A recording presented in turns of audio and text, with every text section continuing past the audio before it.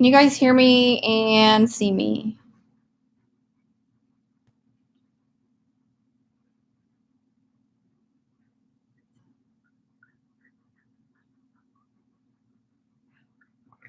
Yeah, that's not bad. Yeah.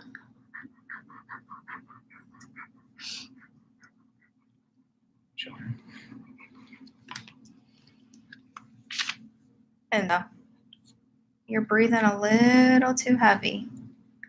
You're loud. Shh. Shh.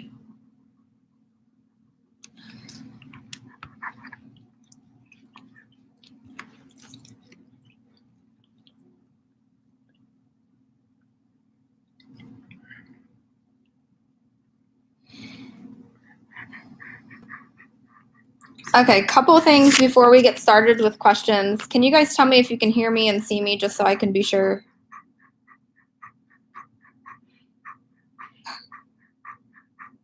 I like that one. Okay, good. We only plan to be on for about an hour tonight, just to kind of give you guys a heads up on that. And then we are going to do a Facebook Live video on Thursday, which is Thanksgiving here for us. And we host a really big party here on Thanksgiving. There's probably going to be 30 or more people.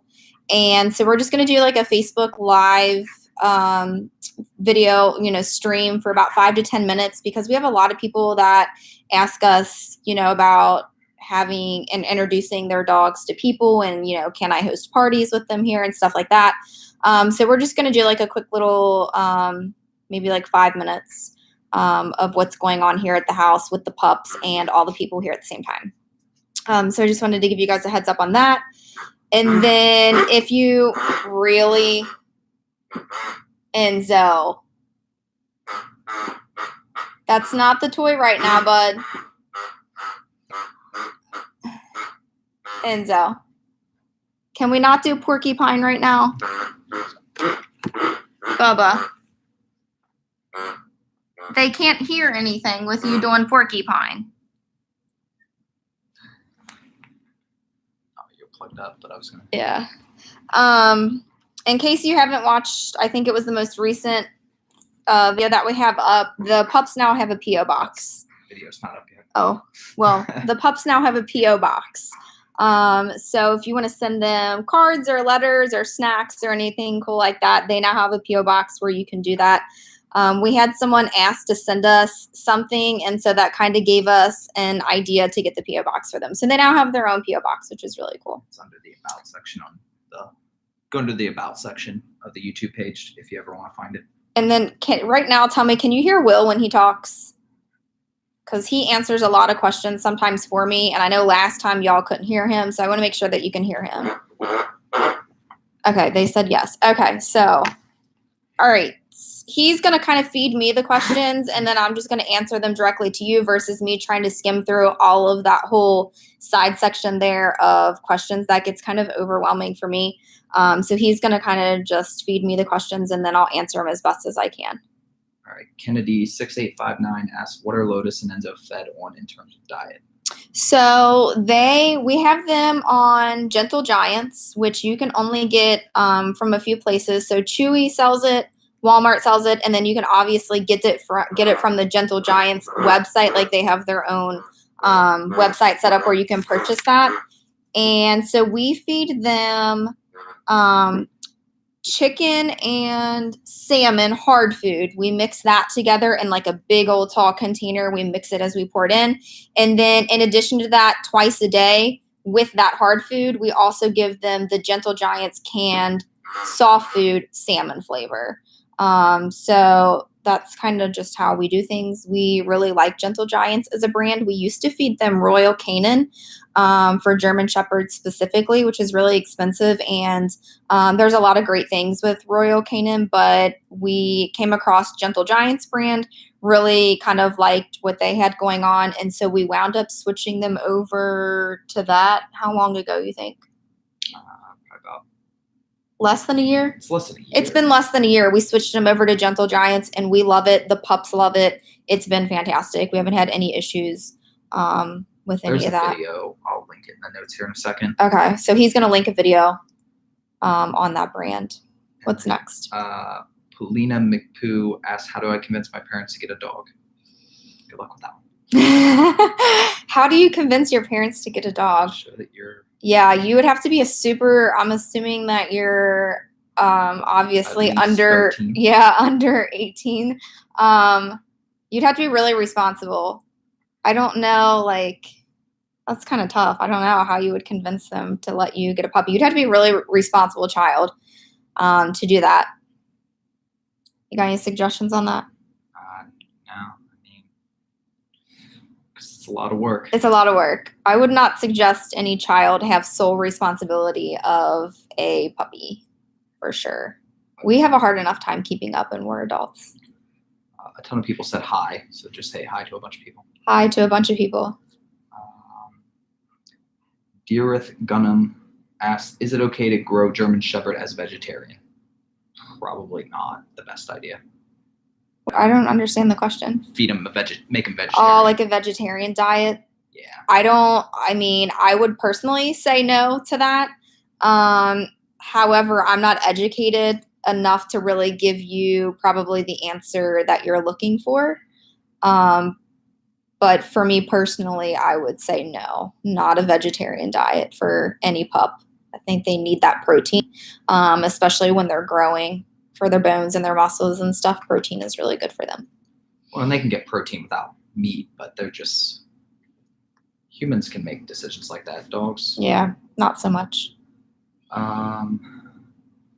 Okay, hold on. Apparently there was a delay and a bunch of questions just came in. Somebody said hello from Australia. Lipson. Was that the one that asked us about the time zone earlier? Maybe. Okay. Somebody from Australia did.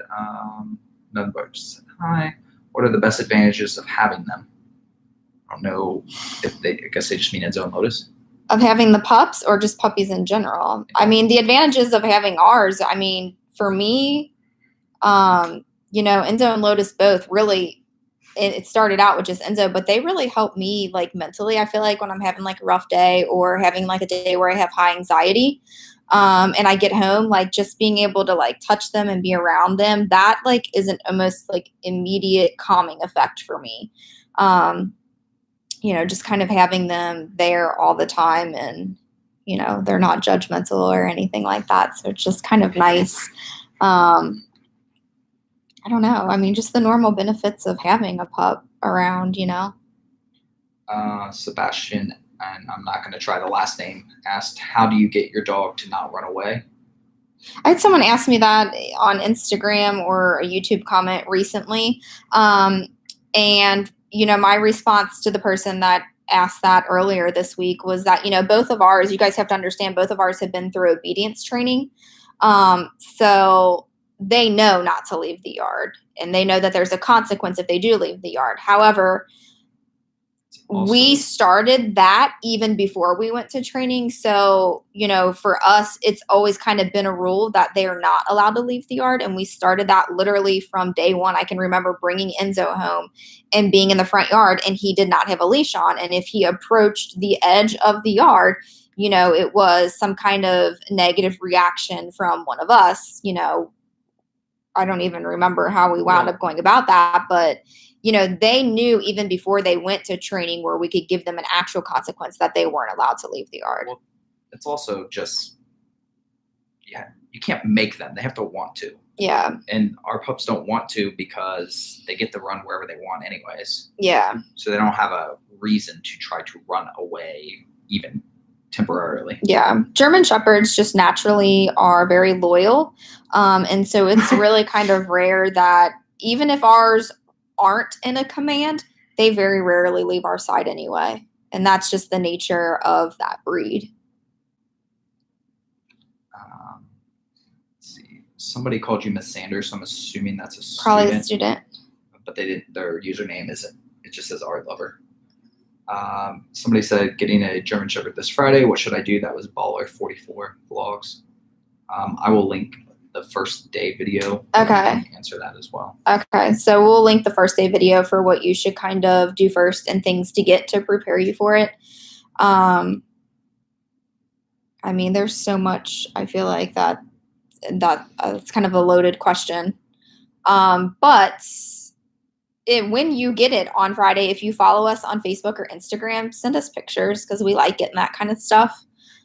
Just so we can kind of see what's going on there, or send us a video or something. That would be really cool. Somebody asked about the hitch step. If you scroll down in the video notes, like below your actual video right now, it's like the very first link because we get that one so much. Let us know if you can't find the hitch step link that's below though, because we'll make sure that you get it. We have so many people that ask about that hitch step. Probably 2 or 3 times a week. I get someone that wants to know where can I buy the hitch step, and I always just send them the link, but it's below. And they ask what brand. I don't remember what brand. I don't remember what brand it is. Somebody said they have a question about training for protection, but they didn't actually list the question.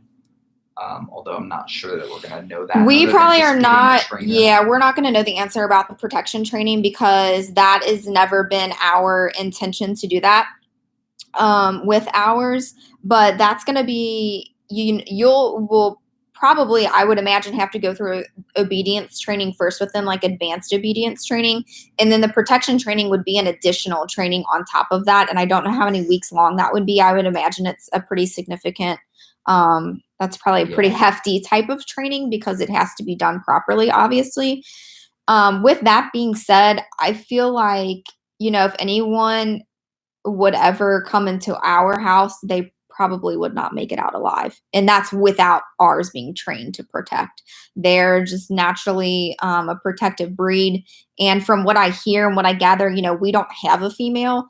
But from everything all the comments that we've gotten on one of the videos that we did about males versus females, females tend to be a little bit more protective over the house, where the males seem to be a little bit more protective over the people. So I think it's just naturally a protective breed, but there is specific training that you would have to go through to make sure that that's done properly, because you don't want them to generalize that out into the public, and stuff like that. So, but we're not really educated much on that.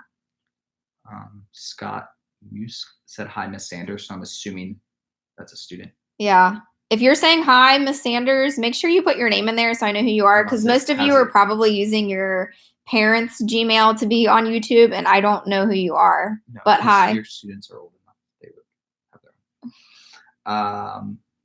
Michaela asked, "How do you train off leash?" That would go for training. Yeah, off leash, that is not something that we accomplished on our own. That was part of the training package that we did, and it actually is a part of the smaller training package. So the company that we went through, you could either choose from like a 4-week or an 8-week, and the off leash is actually part of the 4-week training. The 4-week is just 4 days spread out over 4 weeks. Yeah, and it's actually 4 hours. Yeah, it's not just 4 hours. It's not 4 consecutive weeks. Let me clarify that. It's 4 hours. 4 1-hour sessions, and they are spaced a week apart.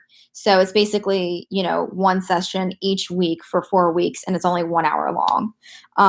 So that one, the off leash part, actually comes in that smaller package. We did the 8-week package because we wanted to do some extra things on top of that. But the off leash is really not that complicated to. No, but the off leash with distractions is on you. Yes. Yeah. You have to learn how to be able to do the off leash in public places with distractions. That's not something that comes along the training. That's something that we have kind of taught ours along the way, because, being able to walk around in your house and the pup just heel right next to your side is very different from walking at the park with the pup next to your side off leash and a dog passing you and your dog still staying there right next to you. So there's a huge difference there. And that just comes with the practice and kind of getting out there and doing it. Priscilla asked, "Can 9-week-olds have a bully stick?"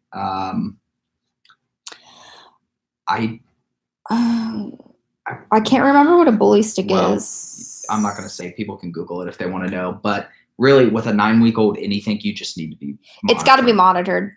We still monitor ours. Like, I know that seems crazy, but we give ours like antlers and stuff like that, and they do not like go in the other room and chew on the antler. It's a monitored situation. When we used to have like the certain bones where we would use for like dental hygiene, that it has all still been monitored. Yeah, but I mean, especially a 9-week-old, I would say definitely needs to be monitored. And like I said, I'm not really sure what a bully stick is. But if it's anything that would do anything to their teeth, it's usually best to wait until those permanent teeth come in. You don't want them to lose their baby teeth before they should lose them. And you don't want them to lose too many of them at one time when they are losing them. So if it's something that they're chewing on, which it kind of seems like it is, that's probably something that I would wait on personally. Art Lover again said basically hi to you, but she or he did not use their name, but it's got to be one of your students. Okay. Lindsay Phillips, I have a 4-month-old and his ears haven't stayed up for long. Is that normal or should I be concerned? That's pretty normal. Yeah. Yeah, that's a normal thing and it's super cute. And the fact that they haven't stayed up for very long tells me that they're probably going to go through a lot of different stages. With Enzo, it was like, one was up, one was down, and then the other one was up and the other one was down, and then like crossed and flopped at the same time. And then his went through so many different stages in that time. But usually once they're, from what I understand and have researched, once their back permanent teeth come all the way in, their ears should be standing up fully by that point in time. So that's kind of like an indicator for you if you're concerned about it. But I honestly, I would not be concerned at all about that. Lotus was older when we got him. Like Enzo, we got him, he was 7 weeks, so his went through all kinds of weird things. But Enzo, even at 7-8 months, still did weird things. Yeah, it took his forever, Enzo's forever to be just up straight and normal. Which is weird because Lotus we got when he was 10 weeks old, his were completely straight up they never changed. They have always stayed straight up. His have never flopped down or done any kind of weird switching or anything. So it really just depends on the pup too. But I would definitely not be concerned about that. Rally has decided to join us. Rally, do you want to say hi to the people? Seriously.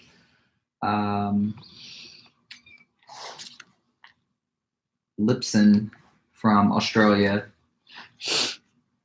wanted to know who to use to train, or how to train them to heel, stay, come, etc. I don't know that Off Leash is in there, but I would maybe find a company similar to them. But yeah, really, you're going to need a trainer, really, and I just don't know who to recommend in Australia. Yeah, we don't know any, obviously. But we do appreciate you being our biggest fan in Australia. Yeah, we're not going to know anybody over there that does that type of training. We used a company over here called Off Leash Canine Training. Found through Instagram. Yeah, and I believe I found them through Instagram or something like that. And then I just did my research on them and whatnot, which we really loved. But yeah, to do any kind of commands like that, you're really going to want to go through some type of training. It's, I feel like not everybody wants to go through training to get their dog to do that though. Yeah. But that's the only way that we know how, I guess. It takes a lot of, and it's still a lot of time regardless. Yeah. Scotty Snyder, I have a German Shepherd. Her name is Kenzie. I got her last year. That's all it says. So that's cool. Best treatments for early signs of hip dysplasia, ? Exercise ? That's from Kennedy. Yeah, so the hip dysplasia is a very common thing for German Shepherds. They grow super, super fast, and they're just naturally a large breed, and so that's something that's super common. Now, we didn't figure this out until we had some hip problems and joint problems with Enzo. So we got him started kind of late, but with Lotus, we kind of knew to be proactive. But what we recommend is there's a couple different supplements that we use, but you can't start using them until they're about 6 months old. Or at least that's from the research that I've done and the people who, that we talk to that have also done research. It's in the vet, in their opinion as well. It's about 6 months old, and we use what they call as Dasaquin. And it's like this little chewable tablet. It's maybe the size of a nickel. It's not very big, and you just give that to them once a day. We give it to them in the morning. And then in addition to that, they get fish oil. But how many times a day do they get that? Twice? Yeah, they get the fish oil. I think it's like 2 tablespoons or 2 squirts is basically how we do it, twice a day. So they get 4 squirts or 4 tablespoons a day. So we started that with Enzo once he started having the joint problems. And that kind of seemed to nip it in the bud and kind of get things back together the way that they were supposed to be. With Lotus, we've always done that with Lotus. So once he turned 6 months, we immediately got him on those supplements since we were already giving them to Enzo anyway. And Lotus has not ever had any kind of joint or hip issues. Enzo has, like, he started out with having panosteitis, or pano is what they call it for short, in one of his front arms, which then led to like some issues with the joint in his elbow. And so we had to kind of see a couple of different specialists for that. But really, we've just had him on the supplements since then. One of the specialists recommended that we do surgery. The other one said absolutely not. And we said, well, we're not going to do it unless we have to. He shows no signs of pain or anything like that. So I think the supplements really help.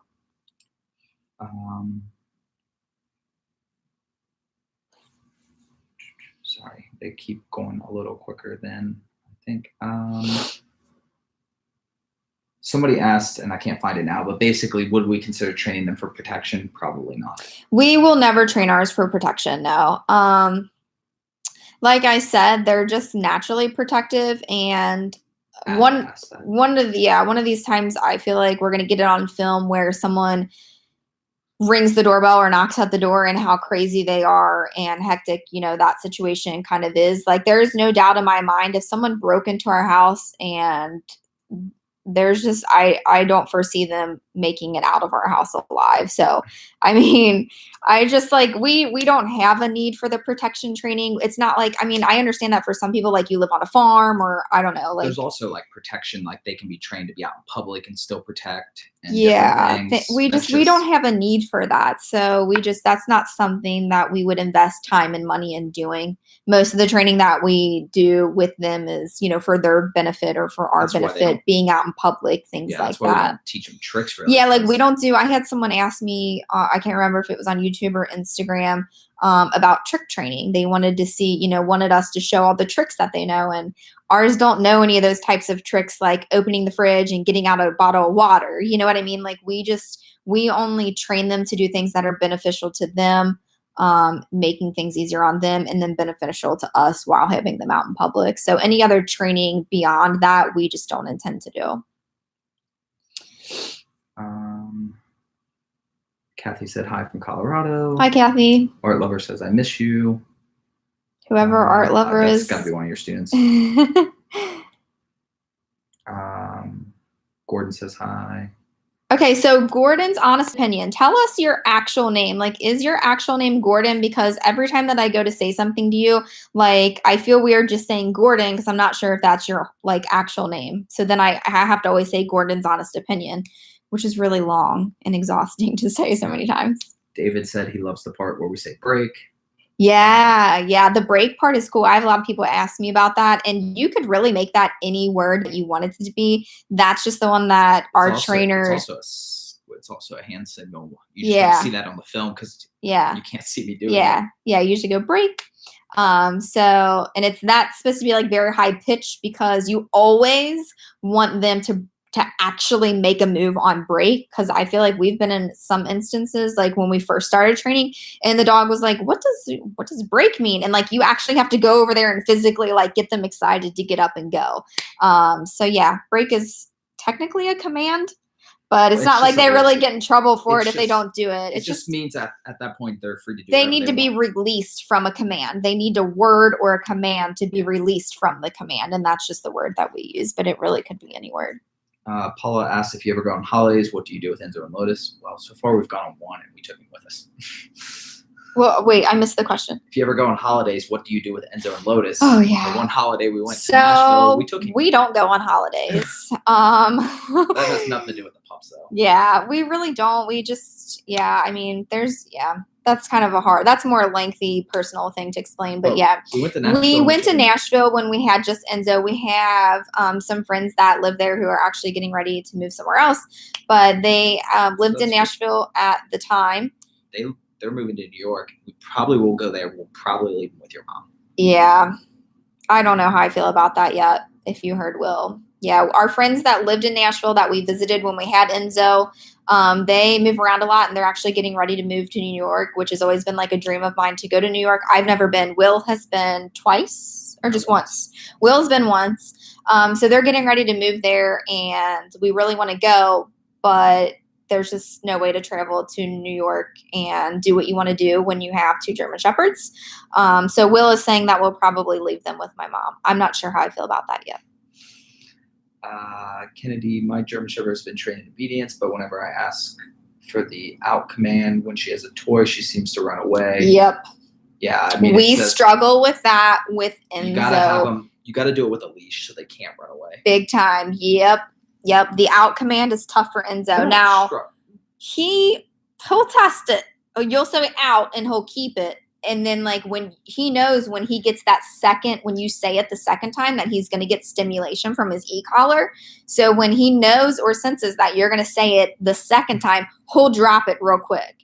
But he'll keep it as long as he can because he doesn't want to give the ball up. He's gotten better because you guys have been practicing on it. But it's not something I generally care too much about. Yeah, so we don't. I mean, it's not that big of a deal. But if he doesn't follow the command, he does get the stimulation. It's immediate because I've practiced with him to do it that way. Yeah, to not get them to run away, I would say that you need to practice that for an extended period of time while the pup is on a leash. And I think that'll kind of nip it in the butt a little bit and get that back in control. But that's a tough one. They don't want to give up their toys. Well, she also says they were trained in obedience, but like we say basic obedience, but we know like they were trained in specific commands. So yeah. And out actually isn't a basic command. No, out is not a basic command. But when we did the advanced with Enzo, that was one of the extra commands that we chose to do because it was one of those things where we wanted to play fetch with him and he would never give us the ball and we would be chasing him around to get the ball. So when we got to pick the 4 commands that we wanted to do, we explained to our trainer, hey, when he has a toy and we want to take it from him, he never gives it up. And he said, well, we'll do the out command. So that's how that's a very specific command, if the pup is struggling with that. And Enzo was one of those pups that never wants. Now, Lotus is the opposite. Lotus will give you the toy immediately because he is just high drive on he wants to play fetch. Michael Fox, greetings from Malay and Ida in Crestline, California. Okay. Both are... those are the dog names. Okay, I was like, I don't recognize those names. I got you. Okay, so Gordon's honest opinion. Your name's Nick, so I'm going to remember that. All right, that's awesome. Nick. I don't know where I was. Oh, yeah, he was just saying, I guess both of them are 20 months old. Both and the pups. videos have really helped. So that's awesome. We love that. That's what we're here to do. We want to educate as best as we can. Nafai says, hey. Scotty says, I have a German Shepherd. Her name is Kinsey. I got her last year. I read that somewhere. Yeah, you did. Best ways to start socializing an 8-week-old German Shepherd. That's tough because they shouldn't be around. Yeah. So the dilemma with socializing an 8-week-old is that until they're 16 weeks, they shouldn't be out and about in any kind of public places or around other pups. However, like Will was saying, if you have a family member or, a close friend and you know that their pups, dogs, whatever, have been vaccinated appropriately, then you would be safe to take the 8-week-old pup around that other dog. So that's really the best way to do it. With Enzo, we were so paranoid because it was our first time owning. I was paranoid. It was our first time owning like our own dog, like as an adult owning our own dog. And I was so afraid for him to go anywhere or be anywhere around any other animals or get into anything that we really, I feel like, sheltered him a lot. And then like, thankfully he has like the most amazing personality. Then like when he turned 16 weeks, we went and he was perfectly fine. He didn't have any issues socializing. Now with Lotus, that's a whole different situation. But Lotus, we allowed to be around. We have a neighbor down the street who also got a German Shepherd puppy a few weeks after we got Lotus. And we allowed Lotus to be around him because we knew that they were both vaccinated. So my thing with socializing them is socialize them as early as you can to the things that you want them to be able to tolerate, but you also have to be safe about the situation. So like if you want them to be okay with being around children and young kids, then you need to consistently take them around children and young kids. And that's, you know what I mean? Like that's not a big safety issue because obviously the dog is not going to catch anything crazy like parvo or anything from a human. So if you want them to be okay with cats, then you need to socialize them from that. I mean, really as early as you possibly can to be around cats. And it needs to be consistent and it needs to be as they grow older. Like don't just do it all they're 8-10 weeks old and then we stop doing it and then we expect them at a year old to be okay with kids still. Like it needs to be very consistent. Somebody asked where the dogs were, so I don't know if you want to plug and show them. Yeah. Well, let's see.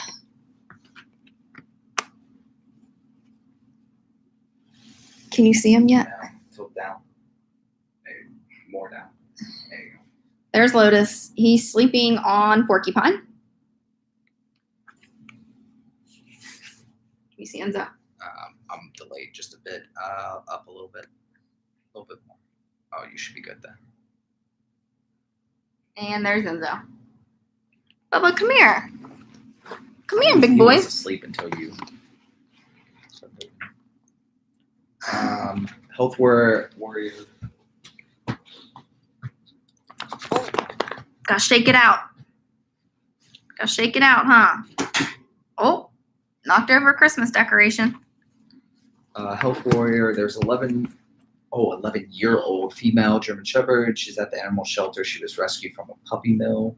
Zero training, which should be hard to train. Absolutely, but not yeah, an 11-year-old is going to be hard to train, but it's definitely... It's possible.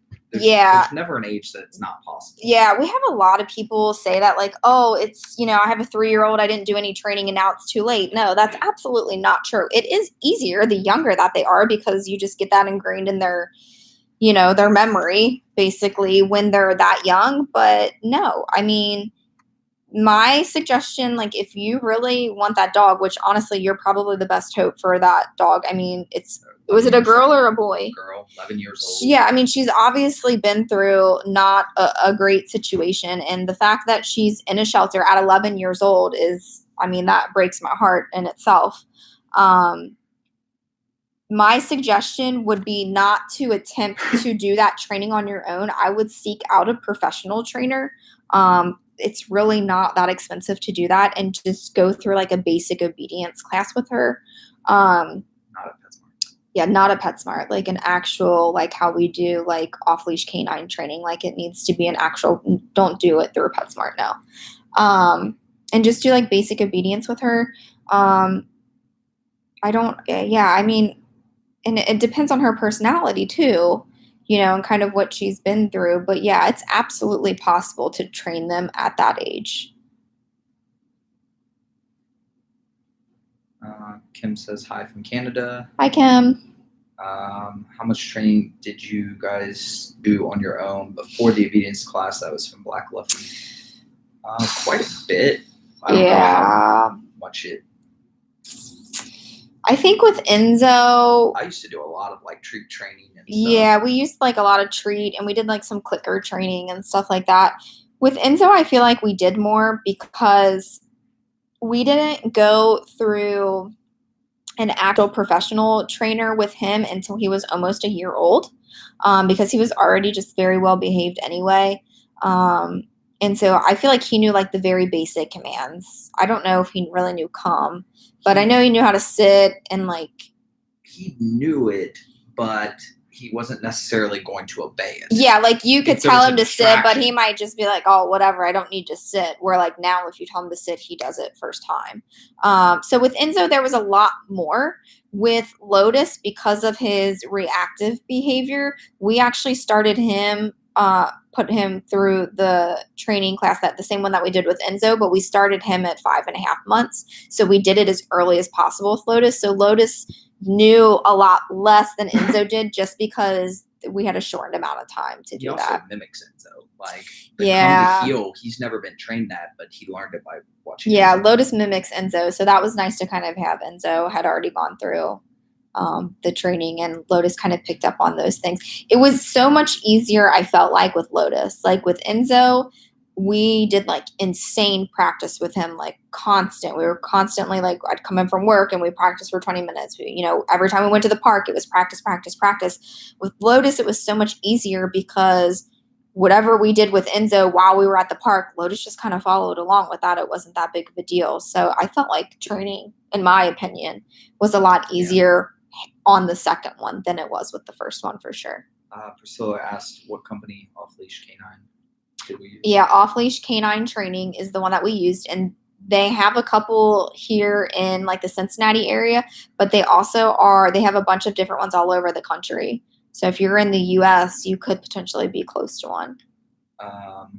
Jeremy says hello from Florida. He asks what kind of food we're feeding. Just once you're done with the live stream, rewind to the beginning. Yeah, Jeremy, the food I talked about in the beginning, so just go back to the beginning and listen to that. It was like one of the first questions that got asked. There's also a whole video. That way I don't have to repeat myself. What treats do you give your dogs, Kevin asked? We use Blue Buffalo, like these little training treats. They're like seriously as big as my fingernail is. They're tiny. I think they're really meant for puppies, but we still use them with ours because they love them. And then we do the Blue Buffalo health cookies. They're like about that big. And we do like the different flavors with those. But we don't ever give treats for no reason. Yeah, we don't just like hand them out treats. Like they get a treat, like if they're getting in their crate or whatever, like we want them to do that. Or like if we're asking them to do something, if I want to just like practice training. Once they get a wipe down, they get a treat. Yeah, or like when they get wiped down after we come back from a park, they get a treat. If they go in their crate, they get a treat. After they scare away FedEx, they get a treat. Yeah, so they go insane when someone knocks or rings the doorbell, or if they hear something get like a package go onto the porch. So we let them bark to notify us because we don't ever want them to not notify us that someone is intruding in our space. And then like once, 10, 12, 15 seconds passes by, we're like, okay, that's enough. And then we go in and we give them a treat for that. And then that's the end of it. Then after that, they're not allowed to bark anymore. So in those situations, but we don't ever just like, hey, here's a treat. Black Luffy asks, what is the best way to clean your dog's teeth, raw bones, or bully stick? We actually use antler. We use antler. Antler, like deer antlers, and raw bones. Are absolutely the best option that we have ever found for cleaning their teeth. I wish I could show a picture of how clean Lotus's teeth are. I swear to you, they're whiter than my teeth, and they have like no buildup on the back, like where that food kind of settles there on the gum line. He has absolutely no buildup back there. Now, we didn't know that with Enzo, so he kind of got that tartar buildup back there. And since we've been doing the whole antler situation, it is so much better than it ever has been. Deer antler is the best option. They are a little pricey. But you don't get any residue or anything. Yeah, there's like, it's not messy at all. Like you give them the deer antler and like they could chew on the deer antler, like we don't really let them on the couch, but like ideally, like if they would get on the couch, like there would be no residue or any like mess to clean up from it. I mean, they're amazing. I could not say enough good things about the deer antlers. Priscilla said, I'm petrified they're going to choke. I assume she means about the bully stick. Yeah, I mean, that just, they probably they got to be monitored. I mean, anything like that, they have to be monitored. It's like a kid. You would not just give a kid, a sucker to sit there and eat without monitoring it. Like, it's just, they got to be monitored. Jordan's Life says, good evening. So it says, thank you, Kevin Gore. You guys are the best. Thank you, Kevin. Gordon commented about the ears, about massaging to them. His name's Nick. Oh, Nick. Nick. Okay. See, I remembered. Nephi says, hey, from Utah. Kathy says, hi to Raleigh. I see someone down here. If we were to get another breed, what would we get and why? And why did you decide on the names Enzo and Lotus? I like that question. Ada Wilkie asked that. So if we were going to get another breed, it's going to be a big breed. And my top two are St. Bernard. Slobbers. Will tells me no because they have a lot of slobber. But I mean, these pups here, they slobber all over everything anyway. And when they get a drink of water, the entire floor is ruined. So I don't understand the big deal about adding a St. Bernard into the mix. And then, like, I really love Great Danes. My only thing with the Great Dane is they do not have a very long lifespan. And so I feel like I would probably lean towards St. Bernard. I will tell you this, we will probably not get another German Shepherd. I do think we will get another dog. I do not think that it will be a German Shepherd. Not because anything bad. No, I just like want a different breed. That's different. Yeah, just to experience a different breed. It's nothing. Obviously we're partial to German Shepherds, but yeah, just to experience something else. But for the record, we weren't getting the second one, and we had one in 24 hours. Yeah, that was fun. And then what was the second part of that question, though? Oh, their names. Yes. So all of our pets have always been named after cars. The first cat that we ever got together as a couple, we named her Evo. And then Riley's name is also after that same type of car. And then so we thought we would just continue that on with Enzo and Lotus. So it's a car. We have a car theme going. If we get a girl, which I hope that we do, our next dog. Why? Somebody steal it. So I don't care. Our next dog, I want it to be a girl, and because we have car theme, I'm gonna name her Royce after Rolls Royce. Jordan says hello from Missouri. Hi, Jordan. Nick asked, "Do you guys feed your pups freeze-dried sprats?" I don't know what a sprat is, but we do frozen stuff. That's Gordon. When I say Nick, you said Nick. Yeah, right? Nick. Yeah. Okay. What was the question though? Do you feed them freeze-dried sprats? No, I don't know what a sprat is, Nick. Enlighten me on that. But we do frozen, like peanut butter and stuff. Yeah, we don't. Yeah, we do we don't do like any freeze-dried anything. Oh, we actually have done freeze-dried. Oh yeah, what was that? Duck. Freeze-dried duck. We did. And Enzo snuck into the package and ate the whole $30 package of freeze-dried duck. So that was the last time that we bought that. Apparently he liked those a real lot. But I don't know what a sprat is, Nick. So tell me once you comment. I will let you know on that. Says hello from Barbados. Hi. Love you all. Delta Viper, have you ever had a German Shepherd before this? No. Nope. These are our first pups together. Nick says he's in the UK. I asked people where they were at. Oh, it's freeze-dried fish. No, Nick, never. Is that something we should look into? Sue says, I love watching your videos as I have a female version of Lotus from Australia. Oh, thanks, Sue. Allison, I've had German Shepherds for 30 years and never had to have them pro-trained for protection. It's always been natural. Told you. Yeah. Yep. That's what I said. It's such a natural instinct for them. But I don't know much about protection training, but there's like commands you teach for them. Yeah. When to do it, when to let go. Yeah, it's very methodical. Like, it's not just like, they're protection trained and like they're going to know exactly when they need to do that. Dogs will bite out of natural instinct. It's not natural for them to release. Yeah. And that's what has to be trained. Yeah. Alessandra and Andre, hi from Germany. Hi. Germany, wow. That's a couple from Europe now. Lipson, to make it easier for you, my name is Victor. Okay. That does make it easier.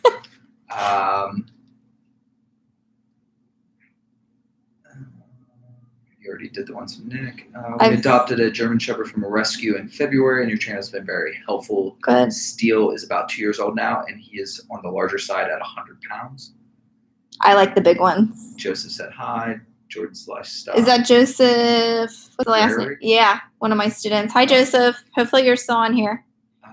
Jordan's live. Really hard question. My girlfriend Melissa just yelled from the kitchen. Asked them how long after I get my German Shepherd can she get a golden retriever pup. She doesn't want to jeopardize the German Shepherd's training. So, okay. I mean, if I were going to get a puppy and I wanted a second puppy, like I already knew I was going to want a second puppy, get them together. So like whenever you decide like, okay, I'm going to get, and you know, you don't have to. You don't have to, but I feel like as far as like socialization is concerned and like training is concerned and like going through the whole beginning stages of puppy craziness, it's easier when you have two of them that are the same age. And the bond that they will have growing up together, it will be amazing. I honestly, like when we got Enzo, like looking back in hindsight, like, and if I knew like, oh, we could, we can easily have two pups, like not a big deal. That just like wasn't in the game plan at that time. But like it would have been so much easier to just have two at one time and go through it all at once and just get it done and over with. So hopefully that answered your question. Tell her that you should get them together. April showers. Will grandma spoil them? Probably. Or keep to their training. She is not allowed to do the training. So we don't trust my mother we don't trust anybody. Nobody's allowed to use commands. The only people allowed to use commands with our dogs are Will and I. And that is a serious rule in this household. And I mean, we've even gone as far as when we've been at the vet, and the vet has told Enzo to sit. We're like, no, you cannot tell him to sit because that he's not going to do it for you because he knows that he doesn't have to do it for you. Now, Enzo is and then there's no way for us to give him a consequence because he didn't follow a command that someone else is not allowed to give. Like, he knows the difference. Now, Enzo is better about it. He will literally, like, if anybody tells him to sit, actually, he will pretty much in one sit. Of our videos where we took Lotus to a new vet, so we cut her some slack. She kept telling him to sit. He wouldn't do it. Finally, I just had to like snap my finger. It drives me crazy when people do that. But the vet couldn't understand why he wouldn't sit for the snap. No one gives the dogs commands except for Will and I, period. And, ours where the e-collars and we have the moats with them and things like that, like no one touches those except for Will and I, because to use an e-collar, and I get so many questions about this. I mean, literally every single day I get somebody asking, where did you get their e-collars from, or what type of e-collar is it? And I never tell them where I got it from or what type it is. Not that they can't figure it out, but my response is always that if you're going to use an e-collar, you as an adult, you need to be trained on how to use that appropriately, because it is not as easy as just putting an e-collar on a dog, giving them a command and expecting them to follow it, and then giving them some kind of consequence for not following it. A lot of pups are ruined through the training process because that the adult, whoever just went out and bought an e-collar, slapped it on, it's just not, you can't do it that way. I took Lotus there, I could have done it. But so it's just, I never recommend that. You have to, so back to the original question, because I can get off on a tangent on that situation. No, my mom will not use any commands with them.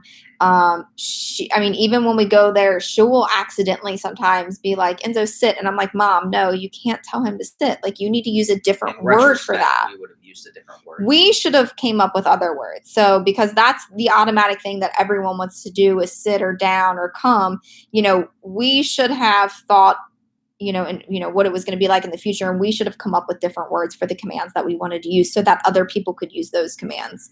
But yes, she will spoil them. Every time that I'm there, she wants to like give them a little piece of, oh, I got this little crumb. And I'm like, do not give them any crumbs. They don't get that. They just creates a bad habit, And so, but yes, they do get very spoiled when they're there. And I have a younger sister who is going to be 13 years old. And so they are totally spoiled by her. I mean, she runs around, she plays with them, she lays on them. I mean, she's crazy with them the entire time when they're there. So yes, they will, if they go there for any amount of time, they're always spoiled when they're there. They love it there. My mom has a huge fenced in backyard.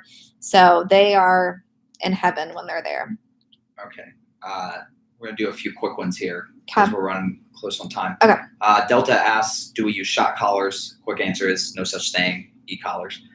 They're not called shock collars anymore. That is actually shocking them. That is an outdated term. They're called e-collars now, and I can go into a long. There's a video. Yeah, we did a video on it. It's stimulation.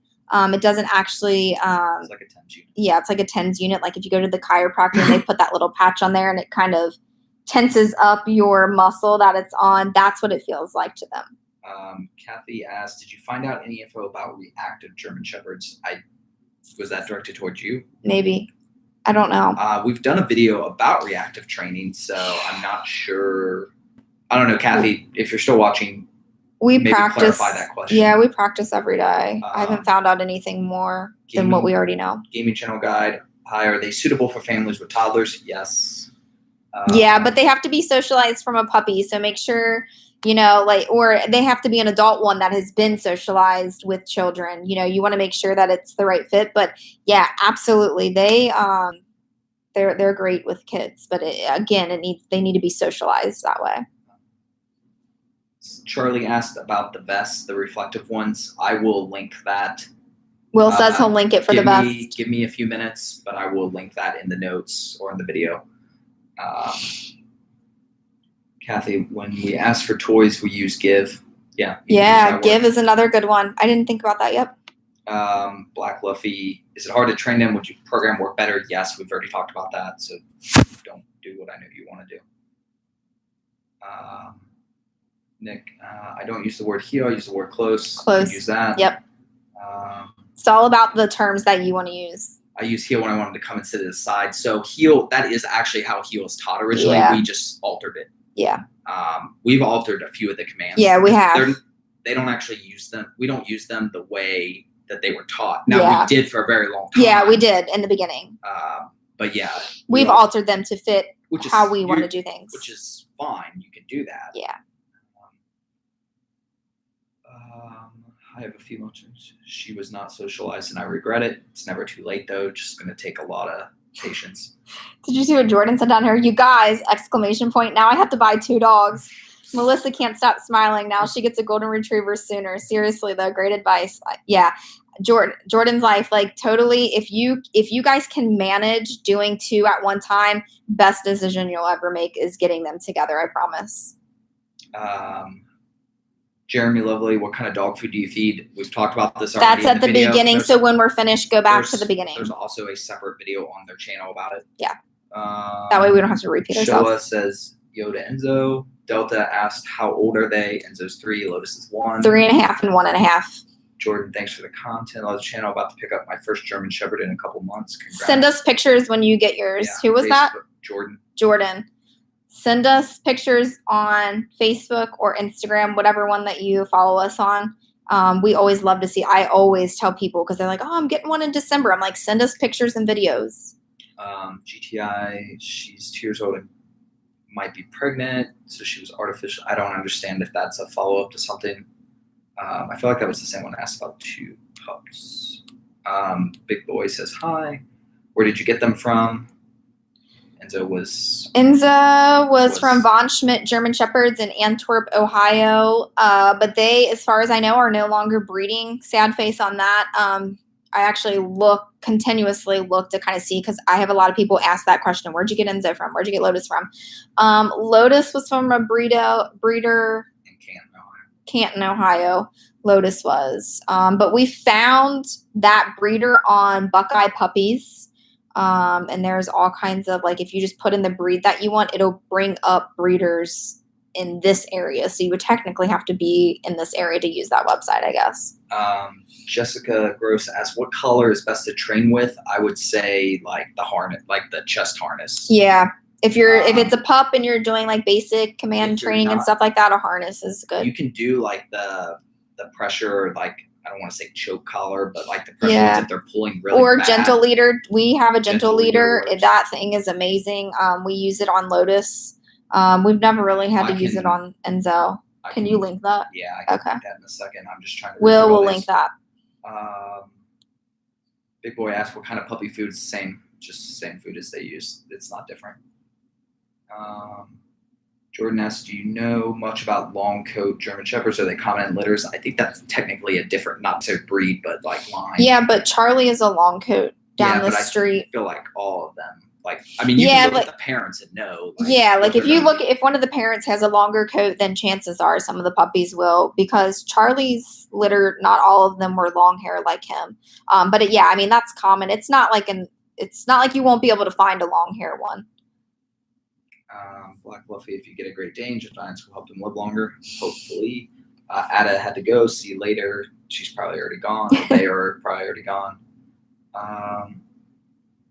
GTI, my dog's name is Skoda, and I named her after my first car as well. That's funny. That's cool. Kira, Hi, Kyan. Attack people okay, so he was about 7 months old when he started trying to attack people that came near us on walks. Do you have any advice? Depends if it's you need to determine if he's being who is that? Or aggressive. Kira, Kierra. Yeah. You're going to have to figure out whether that is fear-based or aggression-based. So like with Lotus, he's reactive. If you follow us, you kind of have seen his behavior when a person or another dog approaches. It can be very, very scary. But his is actually fear-based. So you really need to kind of figure out why is that behavior presenting itself in that scenario. And then once you figure that out, you can take the appropriate steps to kind of figure out how to kind of get around that. It could be a really long process. Where Lotus has been reactive really since the day that we got him. We didn't realize it the day that we got him. It took us a few weeks to kind of figure that out. In retrospect. Yes, in retrospect. And he's 1.5 years now, and we still have to work on it every single day. And it is not 100% yet. We still have a very long way to go.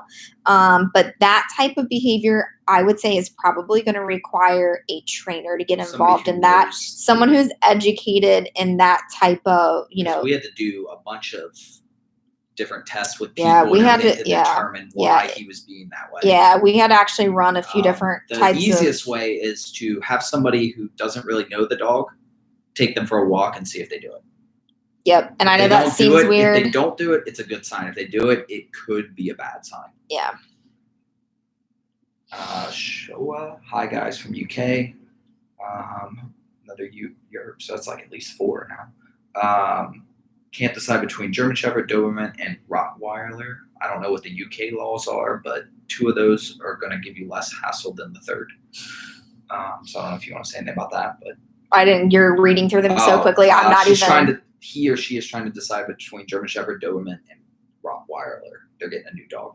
Oh, well, obviously we're partial to German Shepherds. I don't know much about either of the other 2 breeds, so I'm not. I wouldn't feel comfortable giving you any kind of advice on that. I mean, German Shepherds are amazing. If it's like the U.S., there could be laws against Rottweilers. So it doesn't make them bad dogs. Just be mindful of that. Yeah. If something to take into consideration. Yeah, depending on where you live, there could be laws in place. With certain breeds, with having certain breeds. Nick replied, I don't know if you read it yet. Buy a tub about the fish oil.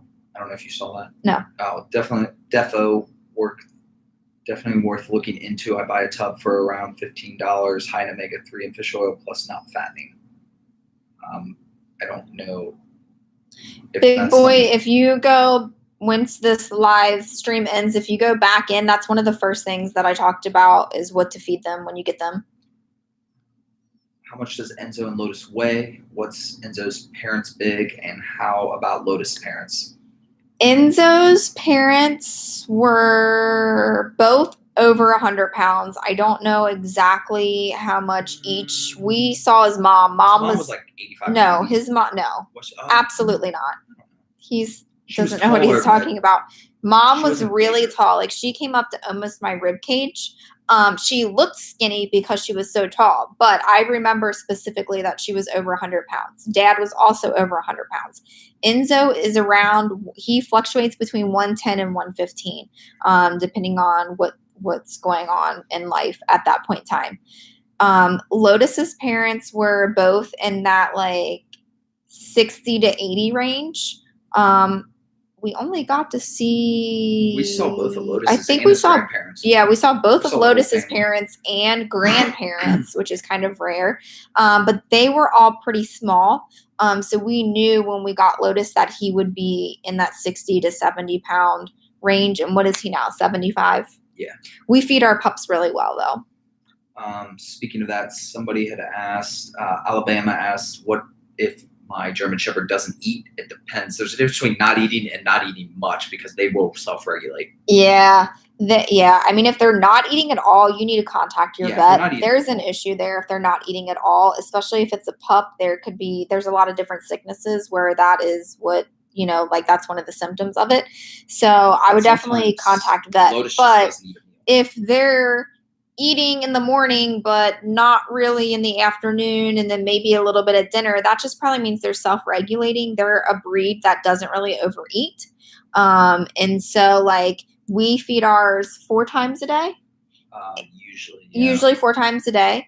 And sometimes Lotus he's just like, oh, I don't want lunch today.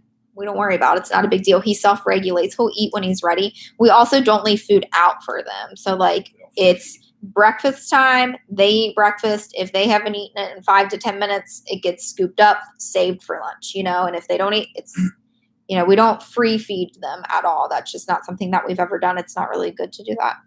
Rose says, hello from Nebraska. Any tips on crate training? My 15-week-old pup whines all the time when he's in his crate. Yep.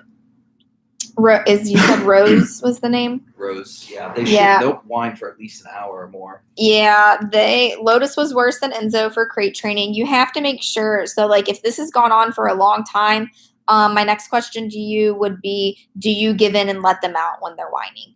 That is the number one terrible thing that most dog owners will do. The pup's whining for an hour or 2 hours. You're not sleeping. You got to be up for work tomorrow. So the easiest thing for you to do is, well, I'll just let them out and they can sleep on the floor or in the bed or whatever. And then the next night you're like, okay, let's get this crate training. And then you do the same thing. And that's reinforcing the behavior that when I cry, I get out. So you have to be very, very consistent. If you are consistent and you do not let them out in those scenarios, you only let them out when it's time for them to go potty, it should really only take a couple weeks for you to crate train. And the hardest one is when you get home, you have to wait till they stop and you can't let them out immediately. That's our preference. Well, but I mean, has a lot to do with it. We when we come home, no matter how excited they are in their crates, they do not get out of their crates until they are sitting quiet and they make eye contact. That is something that we have chosen to do. That is not something that everyone has to do. It does make things easier. It does show that you're in control, you're pack leader. So, that's just another way to kind of reinforce the crate training. But again, that's just something personal that we do.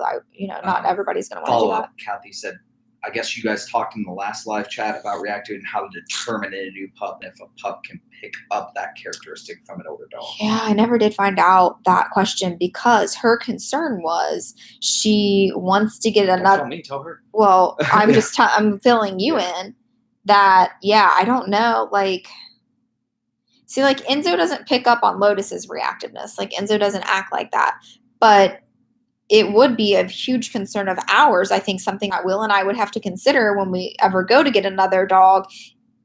Lotus is probably still going to be reactive at that point. I don't think this is something that's really going to go away.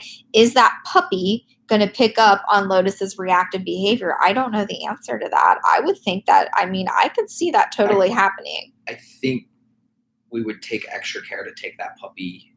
And same with, so the video this week is me taking Enzo by himself, just to reinforce that we don't be reactive. Yeah, I think that, if you have one that's already reactive, you would need to take special care to socialize the new one properly.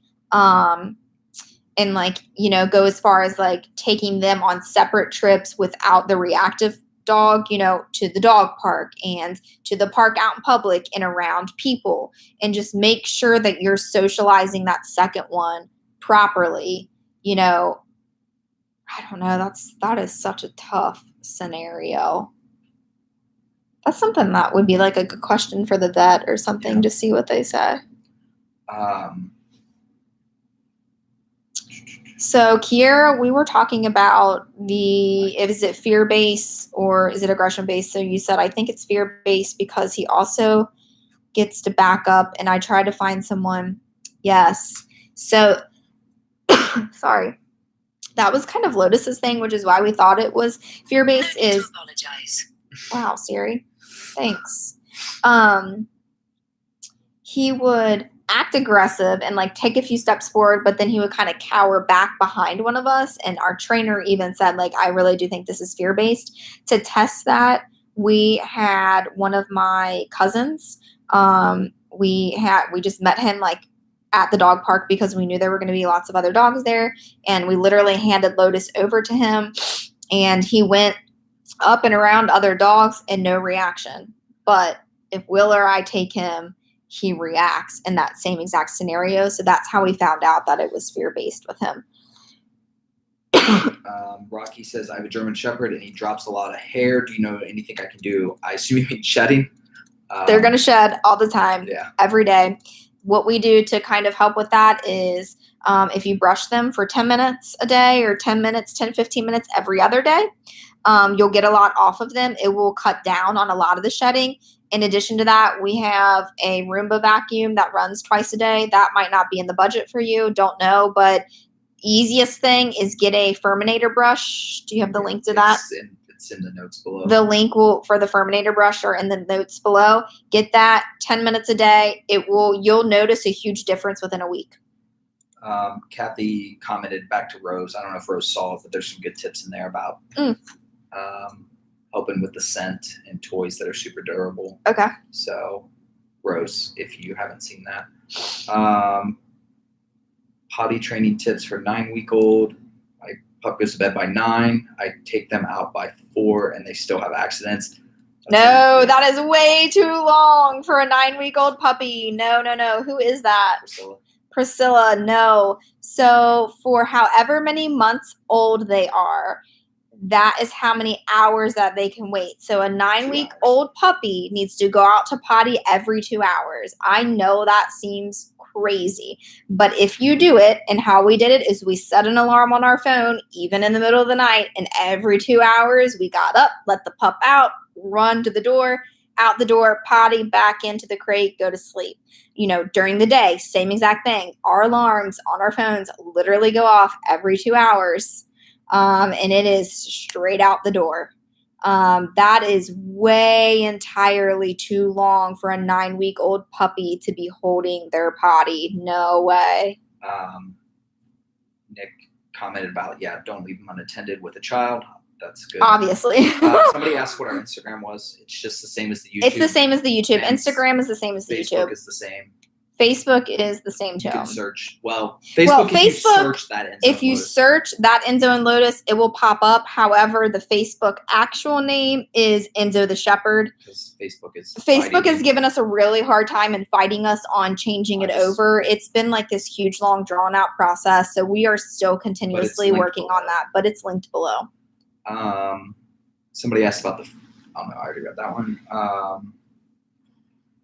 Is it a good idea to feed them raw? Because that's what I'm thinking of doing. That's more of a personal opinion. That's personal. Feeding your dog raw is personal preference. We do not do it. We don't have any opinions against it at all whatsoever. I hear very good things about raw diet. It's just not something that we have ever chose to do.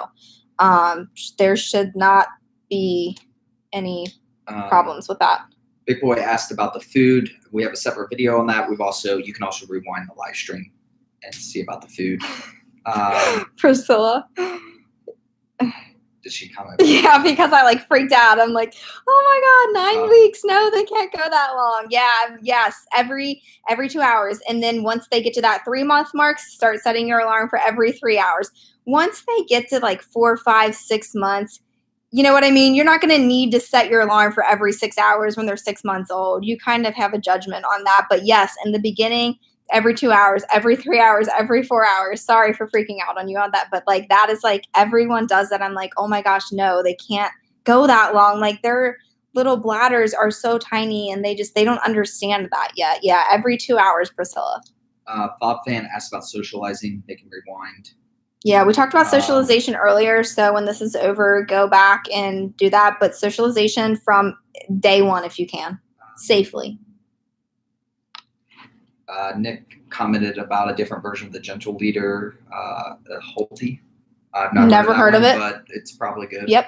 Are Enzo and Lotus possessive with their toys? No, because we don't let them be. We don't allow ours to be possessive over the toys. And in fact, Lotus has an issue with trying to steal toys from Enzo.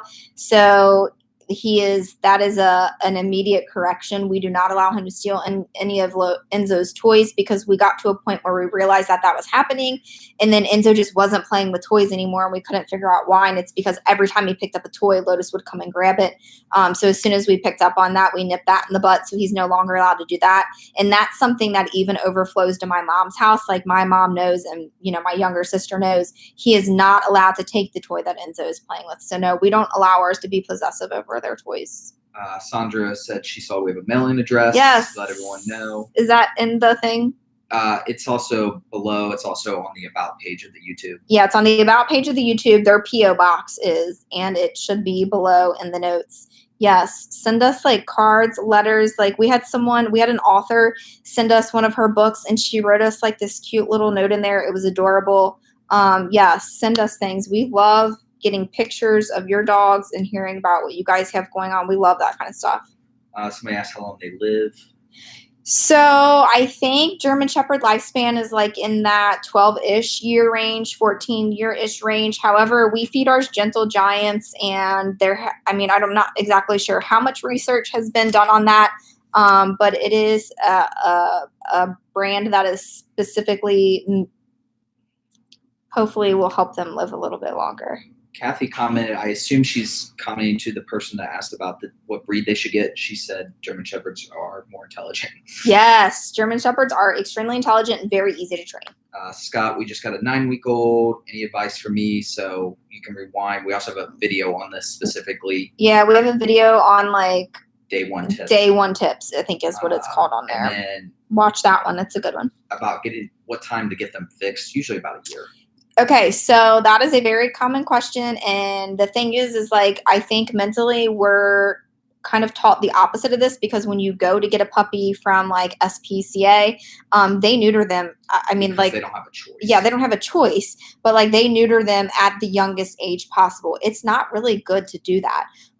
They need those hormones that they get from not being neutered or spayed. They need those in their body, especially with males. From the research that I've done, it's best to wait to about a year old to do that. So if you leave them intact, you take the chance of them getting different types of cancer, is from the research that I have read on it.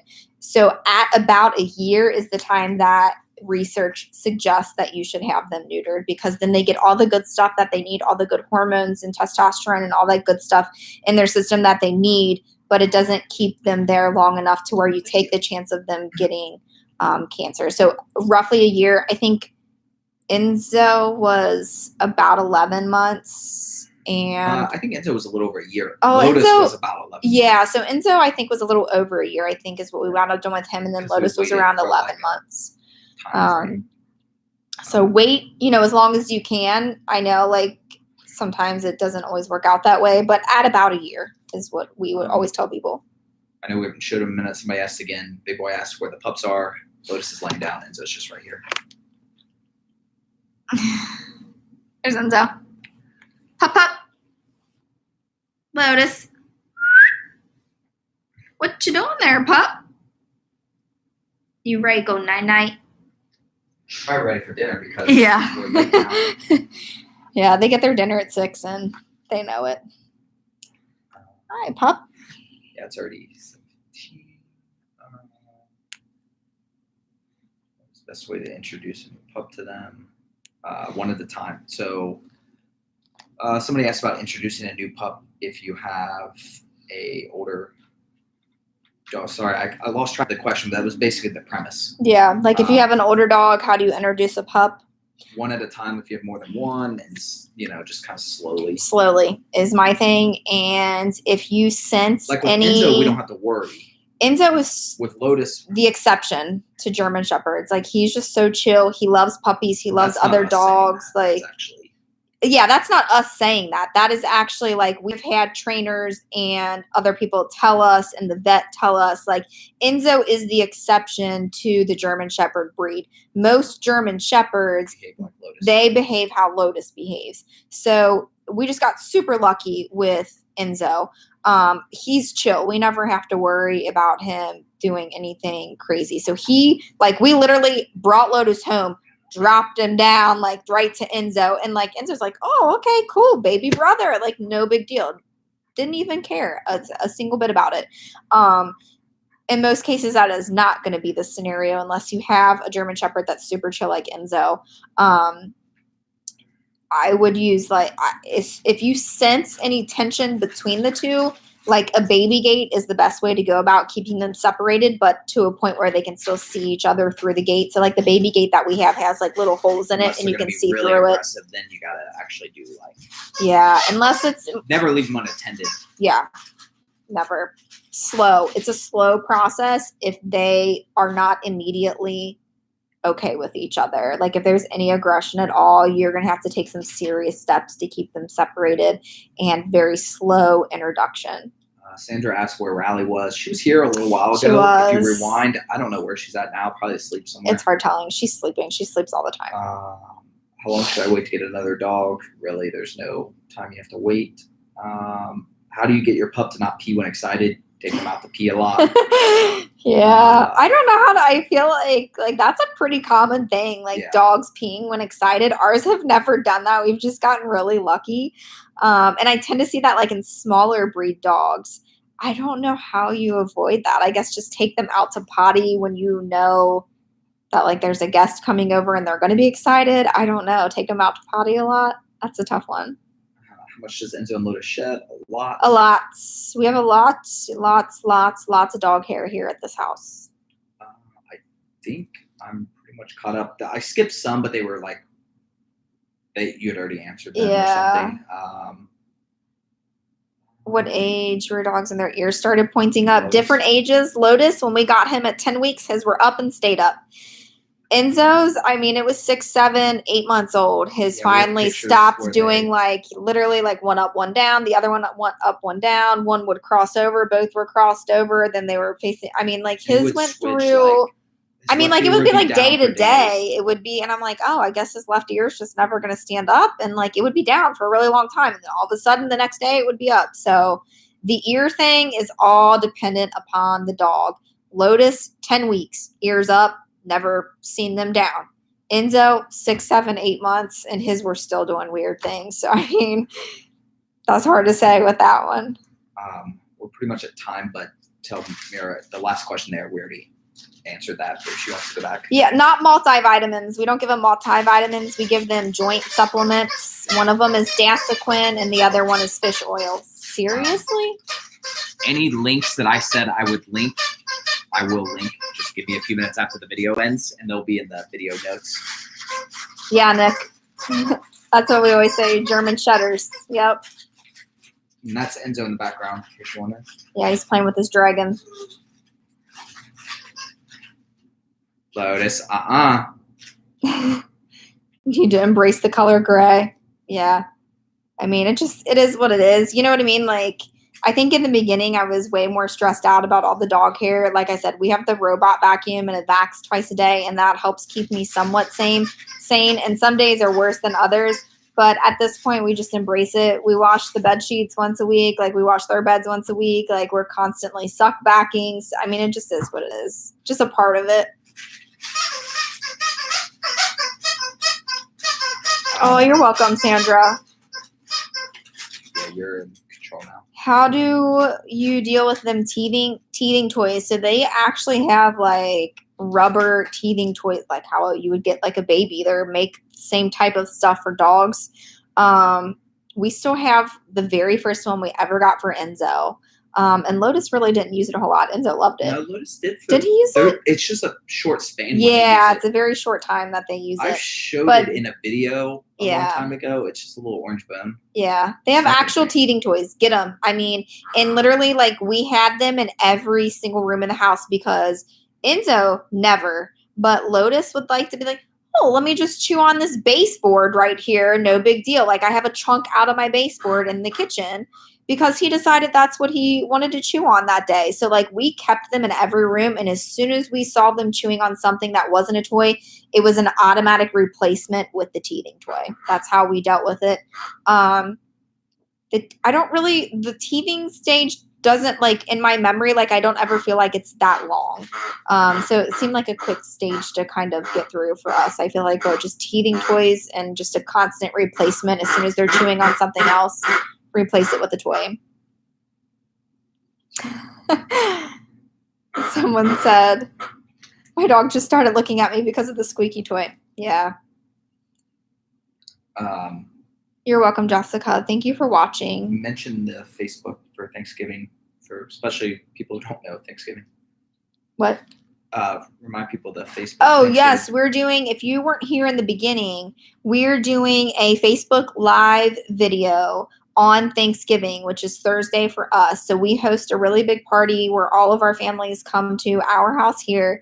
And it's probably gonna be like 30 or more people. We have a lot of people ask, like, what do you do with the dogs when you have family over? Or like, everyone knows Lotus is reactive, and everyone knows that Lotus does not like new people or people at all. And so they always ask us, like, well, how do you deal with that situation? So we're actually going to do a Facebook Live video. It's only going to be like 5 or 10 minutes long while we have all those guests at our house, just to like give you guys some insight and so that you can kind of see how that goes. The party here starts at 12. So I would say that the Facebook Live, we don't know an exact time for it because obviously crazy things can happen. But I would say probably between like that 1 and 3 range. But if you go to their Facebook page and you like the page, we'll do like an update or 2 on there to kind of keep you guys in the loop of when we think it's going to happen. So if you're interested in that, that's something we're going to do on Thursday. You're better with names. Liz Penny said his real name, and I can't find it. Victor? Victor. He had to go. He stayed up though late to watch us. Aw. Because he's in Australia. Thanks, Victor. Or Austria.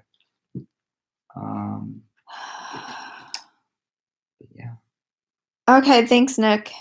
Nick's gonna post the link for the sprats. Molly's metal-free. Okay, that whole long name there. We talked about the food that we feed ours at the very beginning of this live stream. So if you rewind and go back, it's like literally the first thing that I talk about. So dealing with a 9-week-old German Shepherd biting, like I'm assuming you mean like just kind of like nipping at your feet or your hands, or like constantly wanting to kind of chew or bite on something. We have always just done an immediate toy replacement. So like if we get up to walk away, and Enzo never really did, but like Lotus might like grab onto your foot, it was immediately grab the closest toy and stick it in his mouth. So the other thing that hey boys, can we not do that right this minute? Is there any way we can just not do that for a second? The other thing is your reaction to it. So if they're biting you or nipping you, you need to make sure that you yelp or like scream or ouch in like a really high-pitched voice. Because if they're not playing with other dogs and nipping them and getting that type of reaction, then they don't know that that hurts you. So the only way that they really know that something hurts is by another dog yelping when they bite them. So that we recommend immediate toy replacement into the mouth. And if they're doing it to you, you need to make it very dramatic that hurts. You bet ready? Yeah. Just have like a few more. So I got a German Shepherd cross Golden Retriever. He's 13 weeks. His ears aren't floppy, but not pointed. Do you think that they will be pointed? That's hard, Ryan, because Golden Retrievers, their ears are not normally pointed. German Shepherds, their ears are normally pointed. So I don't know how that's going to go for you. If they're not already floppy, like just automatically like that, I would think that they're probably going to wind up standing up. That is a complete, just like me and how I feel about it. I have no reason to really, or any way to back up my thought on that, but that's just how I would feel about it. Thank you, GTI. They're getting all the toys out. Well, they've only been on a scale of 1 to 10, how much would you recommend a German Shepherd? 10. I said $1 billion or something. Oh, yeah, I saw that now. Our puppy's 5 months old. We had introduced him to my sister's golden doodle, and it was fine initially, but lately he gets a little aggressive towards her, so we don't let them play because she is scared now. Yeah, Stephanie, I understand your fear with that for sure. However, avoiding it is going to make it worse. If you follow along with kind of Lotus's behavior and his reactiveness, the worst possible thing that we could do is keep him in the house and away from people and away from other dogs. That is the opposite of what we do. We actually expose him to other dogs and other people and put him in uncomfortable situations. And that is kind of how you combat that situation. So I understand that he's a little bit aggressive towards her, but maybe you guys could get together in a very controlled environment where they could kind of be introduced and monitored very, very closely to kind of see. But the longer you keep yours away from your sister's golden doodle, the worse that is going to be, and that you are reinforcing the behavior of, oh, if I'm aggressive with another dog, then I don't have to spend time with it. So you're kind of reinforcing that behavior by keeping him away from the other dog. And I know that can be a scary thing. And I know I always tell people, like, I'm going to tell you the opposite of what you want me to tell you, but he needs to be exposed to other dogs, or that's going to continue to get worse and out of hand. Yeah. He just likes the small dogs, maybe. How do you get a productive dog that doesn't have to be dominant over everything? I don't know if you can have one without the other. Ours are protective when they need to be, but I wouldn't necessarily say that they're dominant. I think that's all about kind of how you raise them, just like how you raised your kids, kind of the same concept. Yeah, April, squeaky toys. I know, my life. And I have a headache, so that's just not, it's been a battle with the squeaky toys today. How do you guys manage your vacations, especially going abroad with 2 dogs? Do you guys leave them? So we do not really, gaming channel guide. We don't really travel. We have other obligations that kind of tie us to be here. Just not, it has nothing to do with the dogs. So we don't travel a whole lot. But if we were going to travel, we either take them with us. So like if it is somewhere in the US where we could like drive, or we're just going on vacation, go to Florida, whatever, we would definitely find a place where we could take them with us and they could be with us on that vacation. You know, like if you were paying, I don't know if you're watching earlier or not, we potentially may go visit some friends that are moving to New York. In that case, we would not take them with us and they would go with my mom. I would never board ours, and I don't know my reasoning behind that. I don't really have a good reason behind that because I never had a bad experience or heard of necessarily any bad experiences. I wouldn't board ours at like a Pet Suites or like something like that. However, our training company that we went through, which is Off Leash Canine Training, our trainer actually boards dogs for people who go on vacation and have been through that training with them. That would be the only boarding that I would do with ours, because I know that both of them would be with our specific trainer, and I trust him, and I know that how he runs things, and we're very familiar with that situation. That's the only way that I would ever do that. Other than that, they would be with my mom. Priscilla, no problem.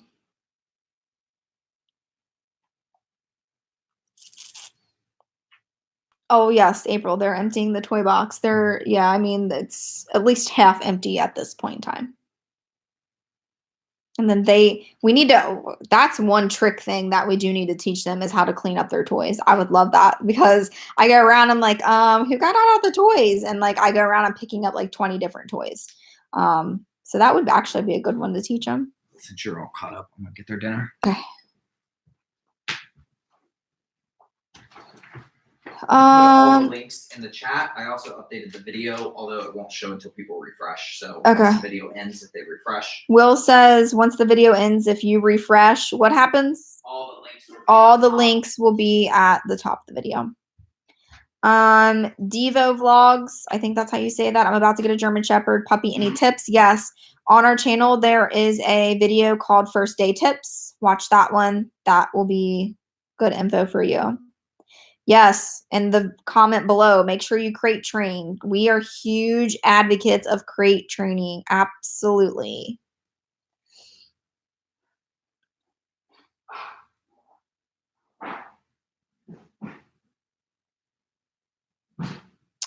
I don't know if we plan to make an in-depth video on socializing a German Shepherd. If we get another puppy, that would definitely be something that would fit, because we would have to kind of go through that process. But like ours are already, well, Enzo is already socialized, and Lotus is reactive, so we don't really do that specific. Like we work on his reactiveness by putting him in situations, but he can't really be like face to face and socialize how you would with just like a normal pup.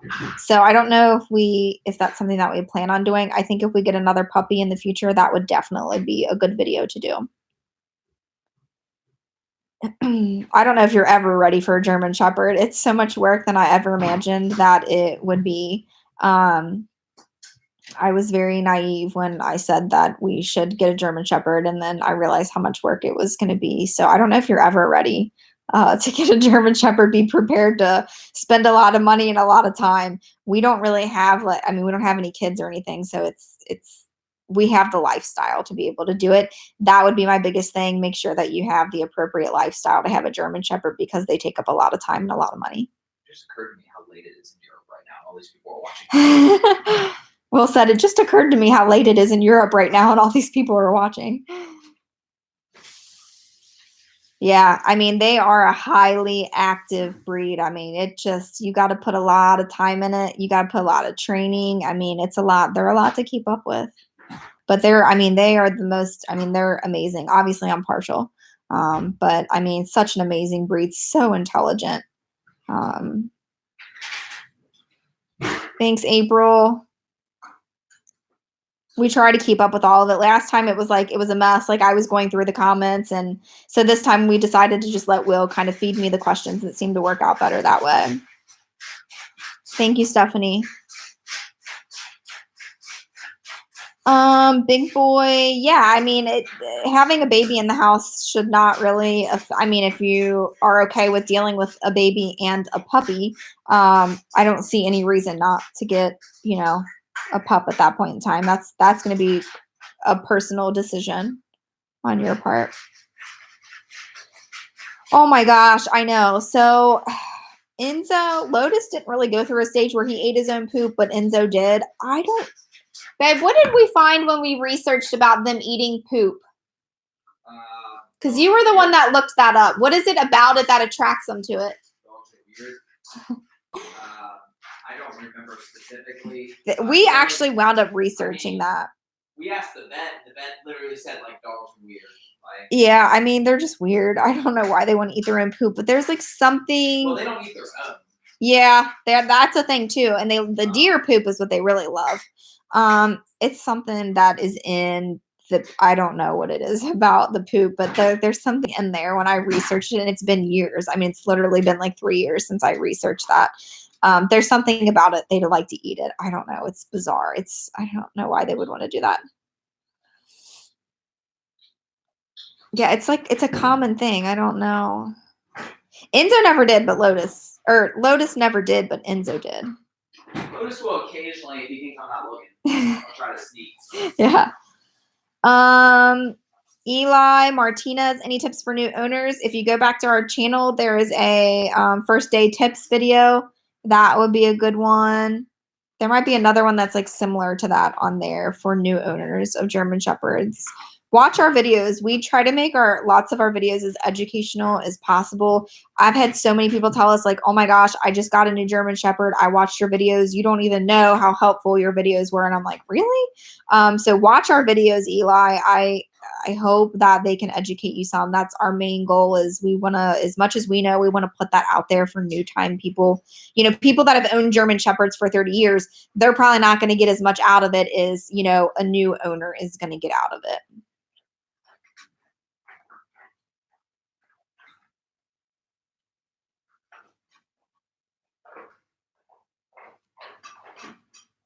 I know, Kathy. I wish I could get ours to pick up their own toys. It's really not that hard to train them to do that. It's just one of those things where I just never get around to it.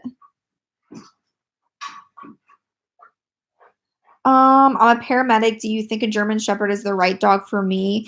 That depends on like how many hours you work and kind of what besides being a paramedic, like what is your lifestyle like outside of just going to that job each and every day? How many hours do you work a day? When they're puppies, they constantly need attention. They need to be taken out frequently. You know what I mean? So that all depends on, do you have someone to do that while you're gone? Are you going to have enough time to invest in training and exercise and stimulation, and all that kind of stuff? Kiera, do you use muzzles at all? We don't. And actually, one of the reasons why we switched from the vet that we were at to our new vet is because they forced us to muzzle Enzo at a vet appointment. Enzo, you may or may not know this. He will be a therapy dog. So he just has to take the test. It's as simple as like our trainer needs to come here and do the test with him and he'll be a therapy dog. Like no big deal. He's gone through all the other stuff that needs to be done. And for some reason, and he has never displayed any kind of aggression while he was at that vet. Never, he's the most gentle dog that you've ever met. And for some reason, one time when we took him, they like literally were like, we're not going to do what we need to do unless you muzzle him. So, when you're put on the spot like that, you kind of just are like taken back. And so we allowed them to do that. And it was. Tell us why. They said it was in his chart. Yeah, they really wouldn't tell us why they wanted to do that. And I was so not happy about that situation. Like, I was very, very uncomfortable. From that point on, we found a new vet and we switched. So no, we do not use muzzles on ours. I don't have anything against muzzels. It's just, I don't want Enzo or Lotus muzzled. Yeah, like if they were aggressive, that's one thing. But like, even Lotus though, like at this new vet that we go to, as reactive as he is, the last time that we went there, they had no intention on muzzling him at all. Like they were just very, you know what I mean? Like they came in very slow. They talked to him very well. Got down on his level. They were giving him treats. You know what I mean? Like they took the proper, and like had he snapped at one of them, I would have been like, yep, all right, put the muzzle on. Like I get it. But like even with Lotus, like they don't even need to muzzle Lotus with his reactiveness. So the fact that the other vet wanted to muzzle Enzo, I was just totally caught off guard, but I just was not happy about that. We don't muzzle ours. Nick, it's 12:30 a.m. Oh my God. Lotus. What's out there? This is my life. He didn't have his collar on. Well, but there's probably something out there. What's out there, buddy? There's always something. That's wrong. Lotus barking. If it was Enzo, I would know it. Off.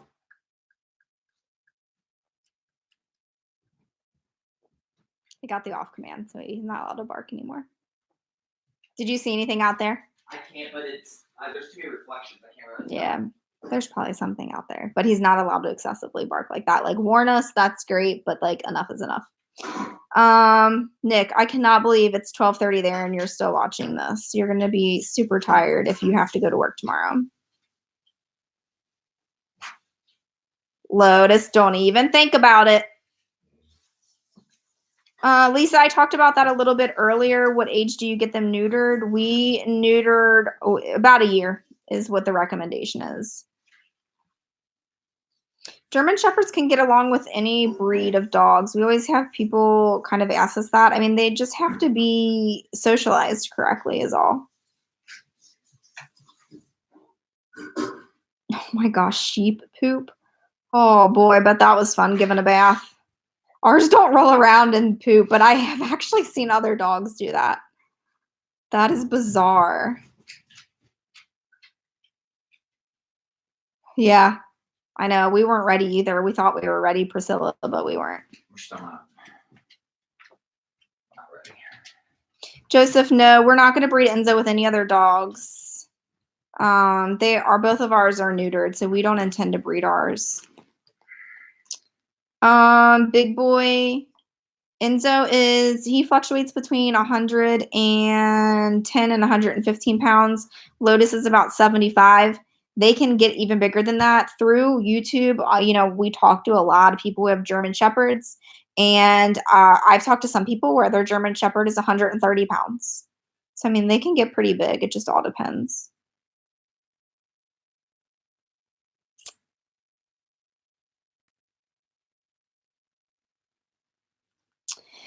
Yeah, so if somebody works from home, that's definitely going to make it easier.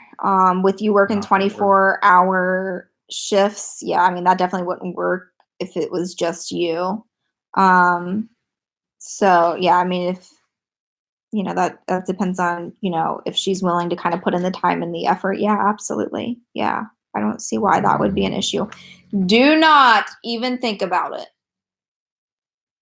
You can get in trouble. Over here.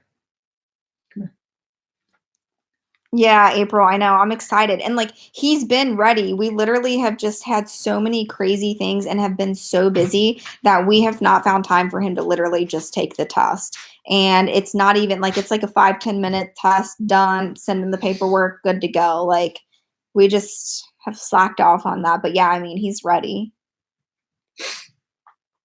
Yes, our dogs will protect us. Absolutely. 100%. No doubt in my mind.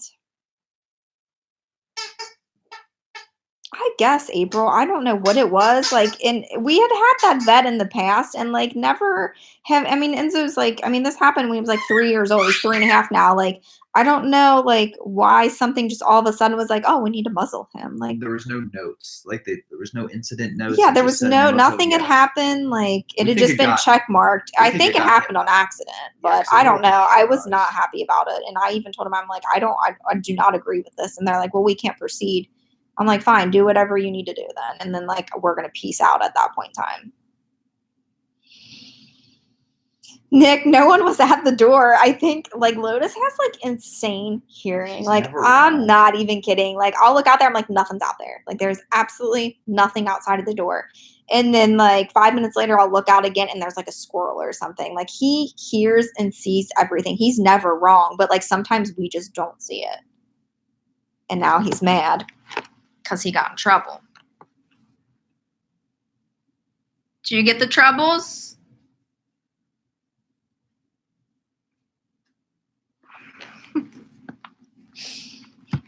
He's a brat.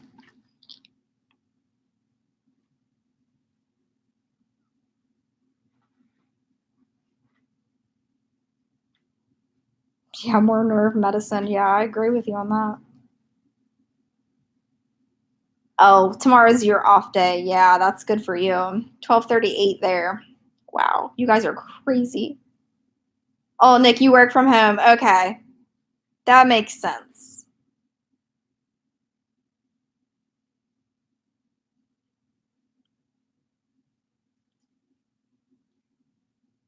Do you think with their reaction getting Kiera, I'm not 100% sure what you're asking on there. I think you're asking if you get them neutered or spayed, will that help with them kind of chilling out on their reaction? I don't know that there's really any truth in that. Like I always hear people say that, and I always feel like that's like one of those myths that aren't really true. I think, just sometimes that works for some dogs, and like then people say that. But like for us, both of ours, when they were neutered, nothing changed about their personality. Neither one of them. How do you convince your parents to get a dog? You better be super responsible. You better be able to have lots of monies and be able to afford training. I feel like you have to be a super responsible child to be able to convince your parents to get a dog. I've never been able to convince my parents to get any pet. How much do you exercise daily? I'm assuming you mean the pups. Me personally, I don't exercise at all daily. But Enzo and Lotus park twice a day, typically. And those park trips are, anywhere from like 20, 30, sometimes 40, 50 minutes, 60 minutes. But twice a day they go to the park. Rain, shine, snow, doesn't matter what's going on outside. All the toys, they're going to fight over the little tiny Wubba. Seriously, you two? Enzo got it out on purpose and antagonized him with it. Mine will bark at his reflection in the window. Lotus will bark at his reflection. Enzo, never done that, but Lotus barks at his reflection. It's the weirdest. I'm like, that's you. How do you not know that's you? Any tips for long road trips? Good video idea, though. That is a good video idea. We might steal that, Eli. That's a good one. I mean, with Enzo, it was super easy. We went to the park as we were going out of town, basically. Yeah, so what we did when we traveled to Nashville with Enzo is, we had the car packed up, packed Enzo in there, everything ready to go, went straight to the park, did crazy park exercise, then got in the car and traveled. So, we super wore him out before we went on that trip. Now, our drive from here to Nashville is what? 3.5 hours. Yeah, 3.5, 4 hours, something like that. So he was perfectly fine. Now longer rest stops. Yeah, we'd stop at rest stops, do fetch, go potty, get drinks, eat, that type of stuff. For super long ones though, you would really just need to, every few hours, I think, stop, get out, it's really not any different than being at home. Yeah, for us, it wasn't that big of a deal, but you would need to stop and exercise them throughout the road trip, and just make sure they have a comfy spot in the car. Enzo slept most of the way, honestly. April, he did look like he was in timeout. I know. He knows when he's in trouble. And he wasn't even really in trouble. He knows that he got in trouble, though, and he's like, oh, I'm just going to go over here and sit down for a minute, keep myself out of trouble. Yes, Lotus is the troublemaker. Enzo does not start trouble much. Lotus is our troublemaker. I always say, I got so lucky with Enzo, and I think I thought that was going to be the same with the second one. And thankfully, Enzo was the first one, because if Lotus was our first one, I don't think we would have gotten a second one. So, got real lucky with Enzo. How does husband entertain them while he works, since he works from home? So they have a pretty strict routine here at the house. Obviously, I don't work from home. And they have a very strict routine. They have, a set schedule that they do in the morning. And then as soon as some of those things are done and out of the way, they eat breakfast, they go to the park, they get all that exercise and energy out, and then come home, they get a wipe down. And then and then my husband gets ready, gets in the shower and stuff like that. And then he's able to sit down for quite a few hours and work, and the pups just sleep there in the office with him. And so really it's about kind of getting them taken care of. They're fed, they've been to the bathroom, they've been to the park, then they're good to go, and they just kind of sleep for quite a few hours. And then in the afternoon, you guys usually do an afternoon trip, don't you? Well, being winter now, we have been just to do it. Yeah, they do an afternoon trip later, late afternoon trip. Now it's been 3 to 4. 3 or 4 o'clock. Usually before. So they last. They get back from the park and everything. What do you think, 9 or something? No, they're pretty much dead to the world till I wake them up for lunch. Yeah. And then they're dead to the world till I wake them up to go to the park. Yeah. You just get get a good exercise in the morning, and they're good. Lotus barks at the occasional delivery truck. Yeah, we get deliveries a lot here, so he'll get up for that. But other than that, there it is. He got it out. Yeah, he did get his teething toy out. That's the one. He still plays with it. It. Let's see, EJ, can I ask a question? Yeah, sure.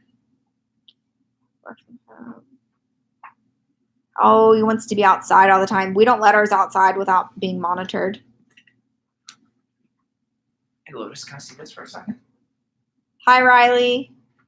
You can go back and watch. This isn't it. This is Lotus's little bone thing. Yeah. Never mind. I thought that was weird. She hasn't played with that much. So, gaming channel guide, we have decided we don't know for sure, because that's not something that we worried about when we got ours. We do think both of ours are working fine. Yeah, they are. Yeah. From what we can gather on that situation. What activities do you guys do on a daily basis to burn energy? Park, fetch, They love, the thing that takes the most energy out of them is hiking, because they are so stimulated by all the smells and trails and everything. They love hiking. That takes the most energy out of them.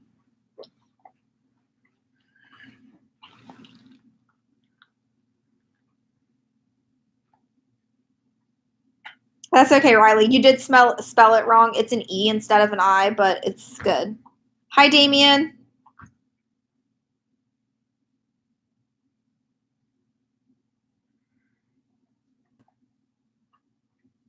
What's Will's job? Wow, the question of the century. Nobody knows. It's just e-commerce and marketing. E-commerce and marketing. It sounds way more than it is. It's kind of hard to explain. Does their personality as a puppy translate into adulthood? I would say yes, absolutely, 100%. I don't know if that's true for everyone, but for ours it has been. Does Lotus tease Enzo? They like to, Nick, like Enzo got out a toy and like taunted Lotus with it because he wanted to play. So yes, they constantly are instigating stuff with each other. That's like one of the ways that they play. They do the same thing when they're like wrestling around and being rough. Show is going to bed.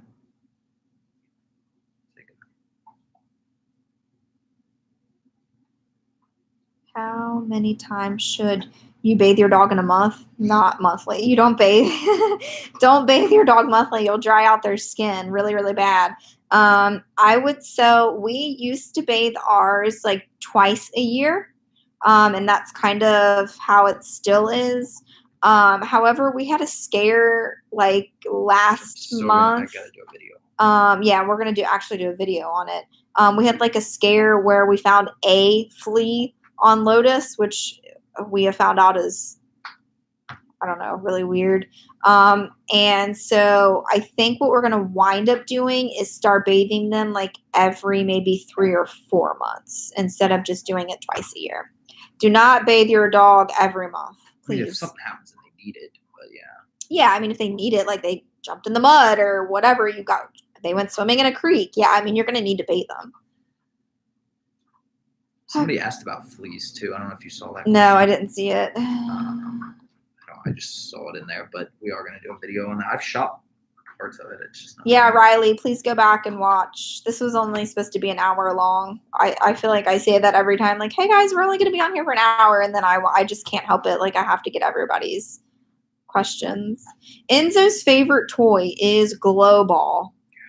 We don't have any up here because they're not allowed to have, so we're up in like the real house right now, and we don't allow them to have any kind of balls up here in the actual house. Our garage, like our basement, is our garage and a basement, and we allow them to have all their ball toys down there. So glow ball is actually downstairs. It's not allowed to be up here, or I would show you what it looked like. It's in the Christmas gift video though. Oh yeah, in the last video that we did, videos ago. It was 2 videos ago. The Christmas gift one. If you go to that one, Damien, the glow ball is in that video. It's also linked below. Where did you guys get Lotus from? A breeder in Canton, Ohio.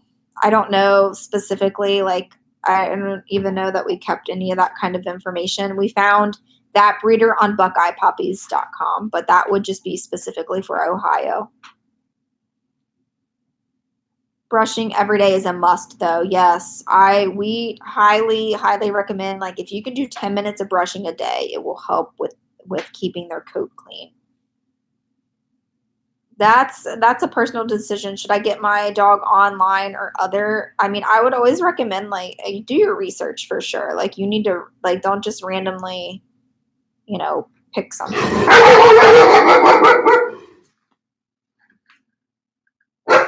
What's out there? There's too many reflections. There's too many reflections with the lights. I can't see anything. There might be like an actual deer out there. They're investigating. All right, that's good though. Yeah, so Nick says I would go to a reputable, breeder. Yeah, like you need to do your research for sure. Like, don't just like, oh, this one looks good. No, you need to do your research. Can German Shepherd thrive in an apartment with plenty of exercise? Our house is basically an apartment. Our house is really small. I feel like we've had apartments that are bigger than our house is now. Plenty of exercise, I would say probably.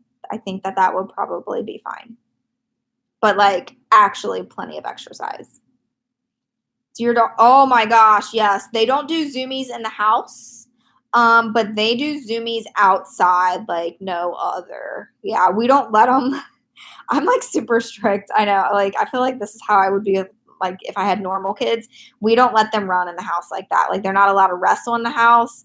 They can't play rough in the house. They're not allowed to do zoomies in the house. There's no balls upstairs.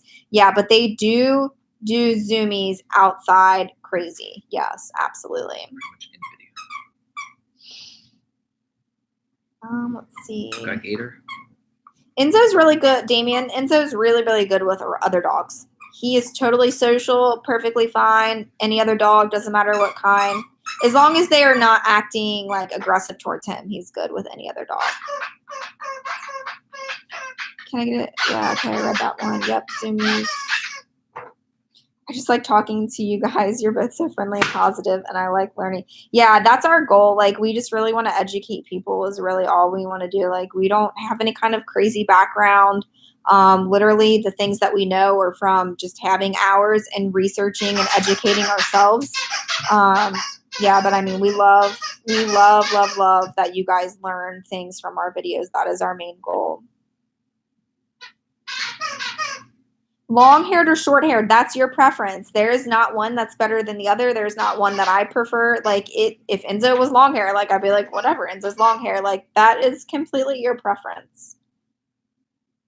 Can I add if you want to wash your dog more often? Yeah, just plain water, no shampoo. That makes complete sense. Yes, Nick. Good. Yeah. I didn't even think of that. And that's kind of what we do. Like, if you guys have seen our videos where we come in and wipe them down, that is just mostly water. Like, people are like, oh my gosh, like, you don't really rinse them off. Like, I had someone comment and it's like, well, it's like literally just water that we're wiping them down with. Yeah. So, I mean, like, just water, perfectly fine. My dogs want to know what's going on. Yeah, because ours are acting crazy. I know. Well, Enzo's acting fine. Lotus is always crazy. You would know if Enzo barked. And, like, that's the funniest thing. Like, Lotus is over there going crazy at the door barking. Enzo's just like, no threat. Thank you, Ronald.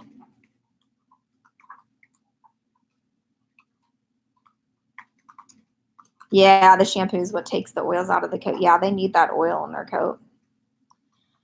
All right, guys, it has been 2 hours and I'm super tired and I started out today with a headache, so I'm not feeling 100%, but I'm so happy that I got to spend time with you guys and that we could answer questions. Don't forget we're doing the Facebook Live video on Thursday for Thanksgiving here at our house. That'll be downstairs in the basement because that's where we host, because that's like the most open part of our house. And then don't forget that the pups have the P.O. box. So, like, send us letters, send us cards, send us pictures of your pups. We love to hear from you guys. And the same thing on Instagram and Facebook. Like, I always tell people, like, oh, I'm getting a puppy in December. I'm like, send us pictures and videos. We absolutely love that kind of stuff. So please send us stuff.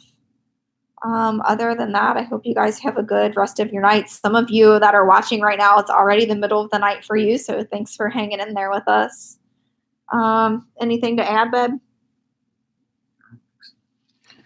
You can see the wreck that is my floor of toys and pups. Seriously. Bubba. You boys say bye? You say bye to everyone? Say bye-bye. They're like, what are you talking about? Okay, you're welcome.